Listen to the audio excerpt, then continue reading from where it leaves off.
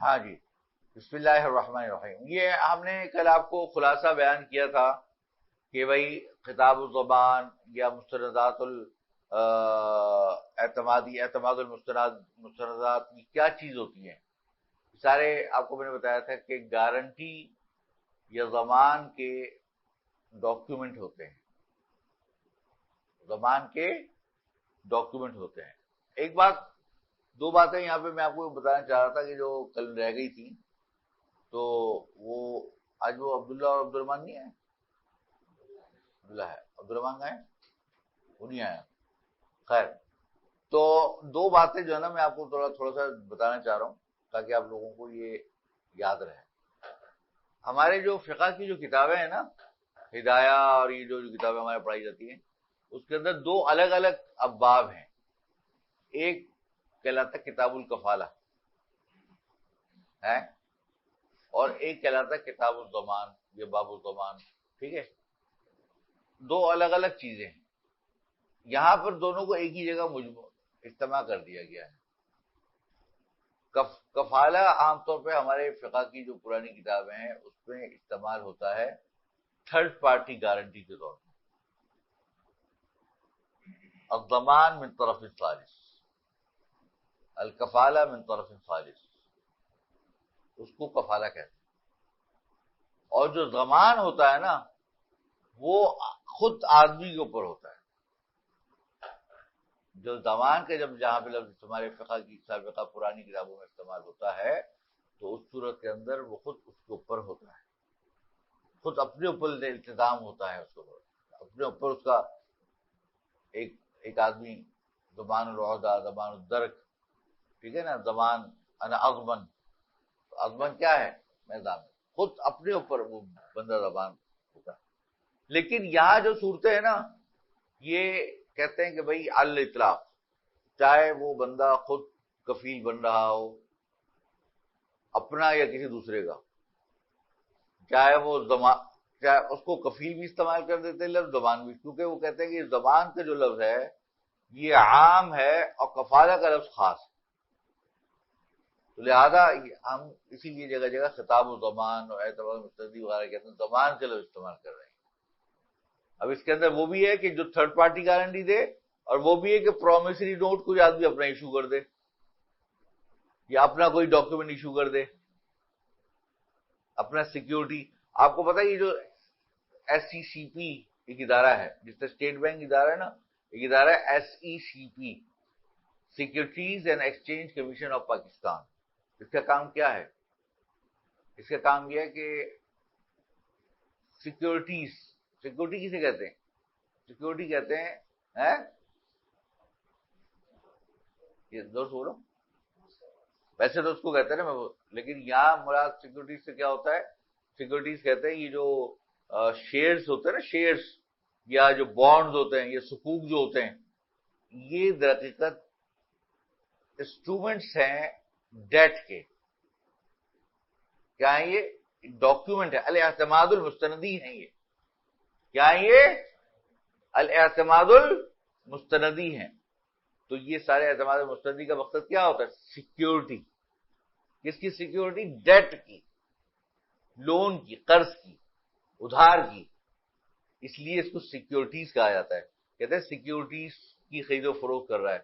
اب جو اس کی ایکسچینج ہوتی ہے اس کے لیے باقاعدہ اسٹاک ایکسچینج ہوتا ہے. تو یہ جو سیکیورٹیز اینڈ ایکسچینج کمیشن ہے وہ ان تمام کمپنیوں کو ڈیل کرتا ہے جو اپنی سیکیورٹی جاری کرتی ہیں، اپنے سرٹیفکیٹ جاری کرتی ہیں، بانڈ جاری کرتی ہیں، ڈیبینچر جاری کرتی ہیں اور سکوک جاری کرتی ہیں، یا کوئی شہادت الاسناد بناتی ہیں، سندات السکوک بناتی ہیں، جو بھی بناتی ہیں، اور وہ اس کو لسٹ کروا دیتی ہیں، یا شیئر جاری کرتی ہیں اور اس کو لسٹ کروا دیتی ہیں اسٹاک ایکسچینج کے اندر، اور وہاں پہ وہ اس کی خرید و فروخت چلتی ہے. تو یہ کام اس کو ریگولیٹ کرنے کے لیے، اس کی نگرانی کرنے کے لیے یہ ادارہ وجود میں آیا ہے. اس کو کہتے ہیں ایس ای سی پی. بات سمجھ آپ کے؟ کسی زمانے میں پرانے 24-25 سال پہلے اس کا نام تھا corporate law authority, C L A. اب اس کا نام ہو گیا کافی عرصے سے ایس ای سی پی. تو کارپوریٹ لا اتھارٹی بھی وہ ایک طریقے سے وہی ہے کہ کارپوریٹ کے جو معاملات ہیں، کمپنیوں کے جو معاملات ہیں، اس کی جو تو وہ کرنا. لیکن یہاں ذرا تھوڑا سا زیادہ وہ اس کو آگے اپنے سیکیورٹیز ایشو کر رہا ہے. سیکیورٹیز کا جب استعمال ہوتا ہے نا اس میں بڑا ہوتا ہے وہ، بلکہ کیا کہتے ہیں جو روپیہ ہے اس کو بھی بعض اوقات سیکیورٹیز کہہ دیتے ہیں، کیونکہ وہ کہتے ہیں کہ یہ بھی ایک طریقے سے سند ال کوئی ایک طریقے سے کہ یہ بھی ایک وہ ہے اعتماد المستندی کی طرح ہے. بات سمجھیں آپ کے؟ تو ایک تو بات میں آپ کو یہ بتا جا رہا ہوں. دوسری جو بات ہے جو یہاں پہ ابھی انہوں نے بتا رہے ہیں وہ یہ ہے کہ آیا جو کفالہ آپ جاری کرتے ہیں، کسی کو کفیل بناتے ہیں، تو کیا اس کفالہ کے اوپر اجرت لینا جائز ہے یا ناجائز؟ تو یہ کہتے ہیں کہ دیکھیے اصول یہ ہے کہ عقد کفالہ جو ہے نا یہ عقد تبرع ہے، عقد تبرع ہے، عقد معاوضہ نہیں ہے، عقود معاوضہ میں سے نہیں ہے، عقد تبرع ہے. جس طرح قرض عقد تبرع ہے، عقد معاوضہ نہیں ہے، آپ اس کے اوپر عوض نہیں لے سکتے. تو اسی طرح کفالہ بھی ہے. جب آپ قرض کے اوپر اضافہ نہیں لے سکتے تو خالی پیسے دیے بغیر کوئی آدمی گارنٹی دے دے کہ میں اس پیسے کا ادا کروں گا تو اس کے اوپر کیسے لے سکتے ہیں؟ تو لہذا اس کے اوپر تو اجرت لینا جائز نہیں. یہ تو ایک سیدھی سی بات ہے. اچھا تو پھر حضرت آپ نے تو بڑی عجیب بات فرما دی. اب کیا ہوگا؟ ہمارا تو سارا بینک کا کام ہی ٹھپ ہو جائے گا. ہم تو اتنے سارے ایل سی کھولتے ہیں اور پرومسری نوٹ اور پتہ نہیں ڈاکومنٹری کریڈٹ اور پتہ نہیں کیا کیا، اور ہر وقت کا کام ہی یہ ہے اسٹاک ایکسچینج کے اندر، اس کے اندر، اس کے اندر، اور اتنے بڑے بڑے ڈاکومنٹ اس کی تیاری کے لیے ہمیں بڑے بڑے لائر رکھنے پڑتے ہیں، اور پھر کسی بھی کمپنی کو کھولنے سے پہلے اس کی انویسٹیگیشن کرنی پڑتی ہے کہ واقعی کمپنی ایسی ہے کہ جو پہلے لوگوں کو پیسے جمع کر سکے، اس کے اندر اتنی کریڈیبلٹی ہے کہ بزنس کے وہ دیکھنے پڑتے ہیں، فیزیبلٹی دیکھنی پڑتی ہے، اس کی پوری پلاننگ دیکھنی پڑتی ہے کہ آیا اس کا کیا پلان ہے، اس کا ہمیں پوٹینشیل دیکھنا پڑتا ہے کہ مستقبل میں اس کا کیا فائدہ مند ہو سکتا ہے، نہیں ہو سکتا عوام الناس کے لیے، یہ مسلمانوں کے لیے، اس کے لیے، اس کے لیے. تو اس کی کیا وہ ہے، وہ پوری اسٹڈی کرنی پڑتی ہے، ریسرچ کرنی پڑتی ہے، تب جا کر یہ ہم فیصلہ کرتے ہیں کہ آیا یہ جاری کیا جائے نہ کیا جائے. تو ہم کہتے ہیں کہ بھائی اسٹڈی کرنے کے پیسے لینے کو کس نے منع کیا ہے؟ ریسرچ کرنے کے پیسے لینے کو کس نے منع کیا؟ آپ کو کوئی فعلی، کوئی حقیقی، کوئی اجرت، کوئی آپ فعل کام تصرفات کرتے ہیں، اس کام کو کرنے کے لیے آپ کہتے ہیں ٹھیک ہے آپ دے دیں. جاتے ہیں مثال کے طور پہ ایک آدمی کے پاس، وہ کہتا ہے جی میں جو ہے نا وہ پاسپورٹ بنوانا چاہتا ہوں، تو میرے اتنے پیسے ہوں گے. کس چیز کے پیسے؟ یہ پاسپورٹ کا فارم فل کروں گا، اس کے آپ کی سارے شناختی کارڈ جمع کروں گا، وہ کروں گا. اس کی اجرت ہے، اس کی نہیں کی جائے گا خدا نخواستہ میں ایک رشوت دوں گا ہے. تو وہ ایک حقیقی فعل ہے جو سر انجام دے رہا ہے. تو مقصد کیا ہے کہ جو حقیقی فعل جو کہ جائز فعل ہو، اس کی اگینسٹ، اس کے عوض آپ پیسے لے رہے ہوں وہ جائز ہے، لیکن اس کے بغیر اجرت لے رہے ہوں وہ جائز. اب یہاں پہ ایک بات انہوں نے کہی ہے وہ ذرا غور طلب ہے. وہ یہ انہوں نے یہ بات کی ہے کہ جناب یہ جو آپ کہہ رہے ہیں نا کہ آپ اگر کوئی اس کے لیے کوئی اضافی افعال سر انجام دے رہے ہوں یا اضافی کوئی کام کر رہے ہوں تو اس چیز کی اجرت لے سکتے ہیں، لیکن یہ کہہ رہے ہیں وہ اجرت مثل سے زائد نہیں ہونی چاہیے. وہ اجرت مثل سے زائد نہیں ہونی چاہیے.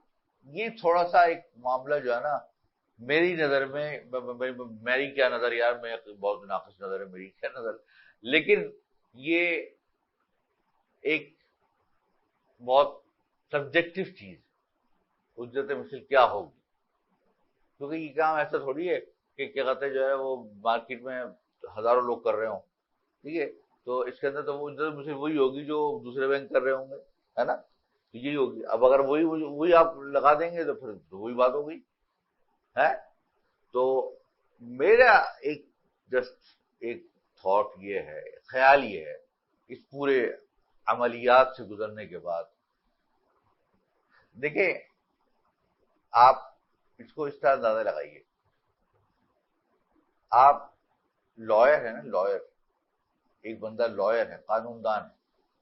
ایک یہ ہے لائر ماشاءاللہ عبد الرحمان ہے، ماشاءاللہ یہ قابل ہے، اس نے اے گریڈ حاصل کرتا رہا ہے، اس کی تجربہ ہے، اس نے بڑے بڑے لائرز کے ساتھ کام کیا ہے، یہ ایک ایکسپیرینسڈ اور ہیونگ ویری گڈ ایکسپوجر یہ لائر ہے. اور ایک اور لائر ہے کوئی جو باہر بیٹھا ہوا ہے، اس کو بیچارے کو جو ہے نا ابھی اس نے LLB بھی صحیح طرح نہیں کیا، وہ بھی کہتا ہے میں لائر ہوں. اب کیا دونوں کی فیس میں فرق ہوگا؟ نہیں ہوگا، ہوگا نا. اب اس کا نام جائے گا، اس کی دستخط جائے گی تو جج کے سامنے جائے گا نا، وہ تو پہلے ہی وہ ہو جائے گا یار اتنے بڑے لائر کا نام لے کر آیا ہے، یہ تو بہت ہی آتھینٹک چیز ہوگی، اس کا تو اس کا جواب دینا بھی ہوگا تو سوچ سمجھ کے دینا پڑے گا. لیکن وہ چھوٹے موٹے کا ہوگا یار یہ کیا لے کر آ گیا، تو ہے نا. تو یہی حال LC کا بھی ہوتا ہے. اگر LC جو ہے نا بڑے بینک کی طرف سے ایشو ہوتی ہے، وہ اس کے لیے ایک اپنے اس کلائنٹ کے لیے جو سمجھیے کہ اثاثہ بن جاتی ہے. کیا بن جاتی ہے؟ اثاثہ بن جاتی ہے، کیونکہ وہ اس کا مطلب ہے کہ بھائی جب مجھے اس نے پاس کر دیا تو بھائی چھوٹے موٹے تو بینک ان کے بیچاروں کو کیا مجال کہ مجھے پھر رد کریں. لیکن اس کے برعکس نہیں ہوتا کہ چھوٹا موٹا تو کر دیتا ہے بعض اوقات لیکن بڑا نہیں کرتا، ہوتا نہیں ہوتا ایسا. تو اگر ہم کہیں اجرت مثل، تو اجرت مثل سے مراد کیا ہے کہ چھوٹے بینک یا بڑے بینک ہیں، کیونکہ دونوں کی قیمتوں میں بہت تفاوت ہے. تو ہم یہ کہیں گے کہ بھائی اس میں آپ رینج مقرر کر دیجیے. کیا کر دیجیے؟ رینج مقرر کر دیجیے. رینج کا مطلب ہے یہاں سے لے کر یہاں تک اجرت ہونی چاہیے، جو کہ منیمم کسی چھوٹے موٹے بینک کی یا بڑے. تو اسی لیے اب جو اسلامی بینک ہیں یہ اضافی حاشیہ کے اندر لکھ دیتے ہیں کہ بھئی ہم یہ کفالت کی اجرت نہیں لے رہے، ہم صرف یہ فلاں فلاں فلاں فلاں فلاں سروسز ہیں جس میں لیگل ڈاکیومنٹیشن ہے، لائر کی فیس ہے، اس کی ڈاکیومنٹیشن، پتہ نہیں کیا کیا بہت ساری چیزیں مجھے یاد نہیں آ رہا، اس میں ڈیو ڈیلنس ہے اور کریڈٹ اسسمنٹ ہے اور سو اینڈ سو فورتھ، بہت ساری چیزیں اس میں. ان چیزوں کی اجرت ہے، اور اس کی جو اجرت ہے وہ اس رینج میں ہوگی اور بوقت عقد متعین کر دی جائے گی. پہلے ایک شیڈول آف چارجز جاری کیا جاتا ہے سال کے شروع میں کہ اس سال یہ ہوں گی، لیکن جس وقت عقد ہوگا اس وقت ان میں سے اس رینج کے اندر سے ایک اجرت آپ کے لیے طے کر لی جائے گی، تاکہ یہ مسئلہ نہ بنے کہ یار وہ اس میں IOF میں تو لکھا تھا اجرت مثل کا تعین کیسے ہوگا، اور ایک پریشانی لاحق ہو جائے. لہذا اس مسئلے کو حل کرنے کے لیے یہ طریقہ نکال لیا. یہ میں نے آپ کو اس لیے بتایا جب آپ جاؤ گے نا کہ یار ہدایہ میں تو یہ لکھا تھا، یہاں تو انہوں نے طے کر دیا، یہ کیا ہو گیا ہے. تو یہ اس لیے میں نے آپ کو بتایا تاکہ اس حل، ہر چیز کا حل ہوتا ہے نا کہ ٹھیک ہے اس کو کس طرح نکالا جائے، مسئلے کو کیسے حل کیسے کیا جاتا، یہ ہے. تو اب یہ کہنا چاہ رہے ہیں، دیکھیے لا يجوز اخذ الاجرہ علی خطاب ضمان لقاء مجرد ضمان. کہہ رہے ہیں کہ اجرت لینا خطاب الضمان پر، لیٹر آف گارنٹی پر جائز نہیں ہے مجردن، یہ صرف ضمان کے مقابل. لقاء سے مراد کیا ہے؟ مقابل، یعنی کس کے عوض آپ لے رہے ہیں؟ صرف ضمان کے عوض لے رہے ہیں، یہ جائز. آپ کو ایک بات میں آپ کو پہلے بھی مسئلہ پتا ہوگا، بعض اوقات کوئی چیز علیحدہ سے آپ اس کی فیس لیتے ہیں یا پیسے لیتے ہیں وہ جائز نہیں ہوتا، لیکن کسی دوسری چیز کے ضمن میں لیتے ہیں تو وہ جائز ہوتا ہے. آپ نے پڑھا ہے نا ایسا. تو اب مثال کے طور پر ویسے آپ دیکھا جائے تو ادھار، خالی ادھار کے اوپر، قرض کے اوپر آپ کو لیے پیسے لینے جائز نہیں ہے، لیکن جہاں بیع معجل ہے تو چونکہ وہاں پہ اشیاء کی جودت اور رداعت کا اعتبار ہے، اسی جودت اور رداعت کے اندر یہ بھی آپ شامل کر لیں کہ بھئی یہ آدمی کریڈٹ میں دے رہا ہے تو لہذا اس کے اندر اس کو شامل کر کے آپ اس کے اوپر پیسے لے لیں، وہ جائز. اسی طرح رائلٹی ہوتی ہے کہ آپ اگر حقوق مجردہ ہیں، خالی حقوق مجردہ پہ آپ نہیں بیچ سکتے آپ، لیکن اگر اس کا دکان بھی بیچ رہے ہیں، اس کا کوئی جامع اثاثے بھی ہیں اور اس کے ساتھ نام بھی لگا ہوا ہے، پھر آپ اٹھا کے بیچ دیں اور قیمت زیادہ لے لیں تو ٹھیک ہے. یہ اصول یاد رکھنا چاہیے.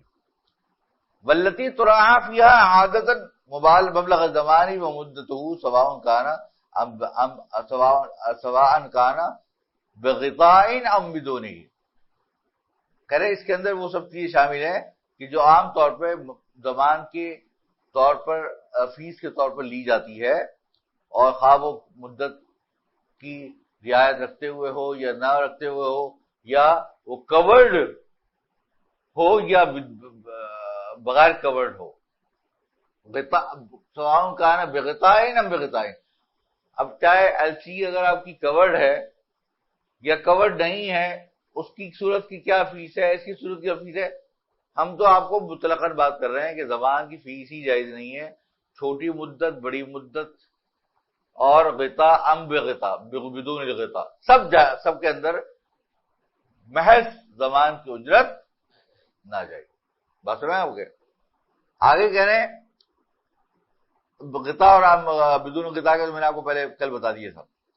ان تحویل المصروفات الاداریہ ومقابل خدمات على طالب خطاب زمان لاصدار خطاب زمان بنوعه الابتدائی والانتہائی جائز شرعا مع مراعاة عدم الزیادة على اجرة المثل، وفي حالة تقديم غطاء كلي او جزئی يجوز ان يراعى في تقدير المصروفات لإصدار خطاب زمان ما قد تطلبه المهمات الفعلیہ لأداء ذلك الغطاء۔ یہاں یہ بات بتا جو میں نے آپ کو بتائی، کہہ رہے جناب کوئی ایڈمنسٹریٹو اخراجات ہیں، ایڈمن ایکسپینسز، ادارتی اخراجات، آپ کو کام کروانا پڑ رہا ہے، اس کے لیے آپ نے افراد رکھے ہوئے ہیں، بڑی بڑی مہنگی مہنگی تنخواہیں دیتے ہیں ہم ان کو، آپ کے لیجسلیشن کرتے ہیں، آپ کے جو آپ کی ڈاکومنٹس تیار کرتے ہیں، آپ کے لیگل ڈاکومنٹیشن ہوتے ہیں، پھر آپ کی اس بندے کی کریڈٹ اسسمنٹ ہوتی ہے، جس بندے کا آپ کر رہے ہوتے ہیں کریڈٹ اسسمنٹ کہتے ہیں، یہ دیکھتے ہیں کہ آیا یہ بندہ جو ہے واقعی جس پہ ہم گارنٹی ایشو کر رہے ہیں کہ آیا یہ ادائیگی کے قابل ہے نہیں ہے، تو اس کے لیے آپ کو اس کا بزنس دیکھنا پڑتا ہے، اس کے سابقہ، اس کی آمدنی دیکھنی پڑتی ہے، اس کی آپ کو آئندہ کے پوٹینشیل دیکھنا پڑتا ہے، آگے کی مارکیٹ دیکھنی پڑتی ہے، آگے کی پلاننگ دیکھنی پڑتی ہے، اس کو کہتے ہیں کریڈٹ اسسمنٹ۔ پھر اس کی ڈیو ڈیلیجنس کرتے ہیں، ڈیو ڈیلیجنس یہ ہوتی ہے کہ آپ یہ دیکھتے ہیں کہ یہ بندہ جو ہے کسی جگہ سے ڈیفالٹ تو نہیں کیا، کہ معلومات کرتے ہیں دوسرے بینکوں میں ادھر ادھر کہ اس کی حالت کیسی ہے، کہ کیا یہ آدمی معتبر ہے یا غیر معتبر ہے، کریڈیبل آدمی ہے یا نان کریڈیبل ہے، یہ سب چیزیں چیک کرتے ہیں، تو اس کے لیے افراد رکھتے ہیں۔ ومقابل خدمات علی طالب خطاب زمان اصدار خطاب زمان بنوعی، اور کہہ رہے ہیں وہ سروسز جو کہ خطاب زمان کے ساتھ لگی ہوتی ہیں، وہ کس لیے؟ خطاب زمان کو جاری کرنے کے لیے، خواہ خطاب زمان دو طرح کا ہو، ابتدائی و انتہائی۔ خطاب زمان کی دو قسمیں ہیں، ایک کو کہتے ہیں یوزنس ایل سی، کیا کہتے ہیں؟ Usance L C, USANCE، usance L C, اور ایک کو کہتے ہیں L C at sight. L C, جو ایل سی ایٹ سائٹ ہے وہ الابتدائی ہے، اور جو یوزنس ہے وہ انتہائی ہے۔ کیا مطلب اس کا؟ مطلب یہ ہے کہ وہ لیٹر آف کریڈٹ میں یہ کہہ رہا ہے کہ جیسے ہی یہ بندہ طلب کرے گا یا یہ بینک طلب کرے گا کہ مجھے پیسے دے دیے جائیں تو میں پیسے دے دوں گا، اس کو کہتے ہیں ایل سی ایٹ سائٹ۔ آپ نے کوئی چیز ایکسپورٹ کی، آپ اپنے بینک میں پہنچ گئے کہ یہ ایل سی آئی تھی وہاں سے، آپ مجھے پیسے ابھی دے دیجیے فوراً، میں نے بھیج دیا پیسہ سامان، تو فوراً اس کو دیکھے گا، بل آف ایکسچینج وغیرہ دیکھ کے وہ پیسے پکڑا دے گا، اس کو کہتے ہیں ایل سی۔ اور ایک کہلاتی ہے یوزنس ایل سی۔ یوزنس ایل سی میں یہ ہوتا ہے کہ مال کو بھیجنے کے 90 دن کے بعد، 90 ڈیز کے بعد آپ کو پیمنٹ ہوتی ہے، 33 منتھس، اس کو کہتے ہیں یوزنس ایل سی، اس کو کہتے ہیں انتہائی۔ تو دو قسمیں ہیں ایل سی، تو کہہ رہے ہیں چاہے یہ ہو چاہے وہ ہو، اب دونوں صورتوں میں جو بھی آپ کے ادارتی اخراجات یا ادارتی جو بھی آپ کے ایکسپنسز آ رہے ہیں وہ آپ لے سکتے ہیں، جائز شرعاً مع مراعات یا عدم الزیادہ علی اجرت المثل۔ یہاں یہ والی بھی بات ہو گئی یہ بات خیال رکھیے گا کہ اجرت مثل سے زیادہ نہ ہو. اب وہ میں نے آپ کو بتا دیا کہ اجرت مثل کیسے کا تعین کیسے کیا جائے گا، اس کے لیے کس طرح ہم نے اس کا حل نکالا. وفی حالت تقدیم غطائے کلی و جزئی، اور اسی طریقے سے جو کورڈ ہو مکمل طور پر یا جزئی طور پر. ابھی جو ہوتا ہے نا، میں نے بتایا کورڈ، تو کورڈ یا تو 100% کورڈ ہوتا ہے، یا بات 50% کورڈ ہوتا ہے، 60% ہوتا ہے، 90% ہوتا ہے، یا بغیر ہی 0% پہ ہوتا ہے. ٹھیک ہے. تو یجوز ان یراعی فی تقدیر المصروفات انذار خطاب زمان ما قد تطلبه المہمۃ الفعلیہ. تو اس میں بھی جائز ہے کہ اس میں جو حقیقی اخراجات آ رہے ہیں آپ کے مہمہ فعلیہ کے، ایسے کام سر انجام دینے کے جو آپ کے حقیقی کام ہیں سوائے زمان کے، تو آپ جو ہے وہ اس کے آپ لے سکتے ہیں لاداء ذلک الغطاء. واقع لا یجوز للمؤسسہ اصدار خطاب زمان لمن یطلبه للحصول علی خطاب علی قرض ربوی او عملیت محرمہ. ہاں یہ بہت اہم بھائی آپ ایل سی کھول رہے ہیں، جس آدمی کے لیے ایل سی کھول رہے ہیں اس نے اسلامی بینک کے ساتھ مرابحہ کیا ہے، اجارہ کیا ہے اور اسے فائنانسنگ لی ہے، وہ تو ٹھیک ہے. لیکن اگر اس بندے نے حبیب بینک سے یا کسی اور بینک سے، مسلم کمرشل بینک سے یا کسی اور بینک سے اس نے سودی ٹرانزیکشن کی ہے اور وہ ایل سی کھلوانے میزان بینک کے پاس آ گیا یا کسی اسلامی بینک کے پاس آ گیا، خالی اسلامی بینک کہہ رہا ہے ٹرانزیکشن تو میری وہ ہے اور یہاں میری لیے تم ایل سی کھول دو. یہ نہیں ہو سکتا بھیا، یہ نہیں ہو سکتا بھیا، ہے وہ کہہ رہا نہیں. ہم صرف وہی ایل سی وہیں کھولیں گے جہاں پر اگر فائنانسنگ لے رہے ہو تو ضروری نہیں ہوتا کہ ایل سی کھولیں اور فائنانسنگ بھی لیں. وہ تو ایل سی تو صرف خطاب زمان ہے نا. اگر ایک آدمی فوری طور پر پیسے پاس سے کیش ادا کر دے تو مسئلہ پورا ہو جائے گا. لیکن اگر وہ مثال کے طور پہ کہتا نہیں میرے پیسے ہے ہی، میں تو آپ کو بینک کو 3 سال بعد 4 سال بعد دوں گا، بینک کہتا ہے ٹھیک ہے اچھا ہے ہمارا فائدہ ہے، تو بینک فائنانسنگ بھی دے دیتا ہے، ایل سی بھی کھول دیتا ہے. تو کہہ رہے ہیں کہ اگر اس سے کسی دوسرے سودی بینک سے فائنانسنگ لی ہے اور ایل سی یہاں کھلوانے کے لیے آ گیا ہے، تو کہہ رہے ہیں کہ اگر وہ سودی ٹرانزیکشن ہے تو آپ اس کی ایل سی نہیں کھول سکتے. بات سمجھیں آپ؟ بس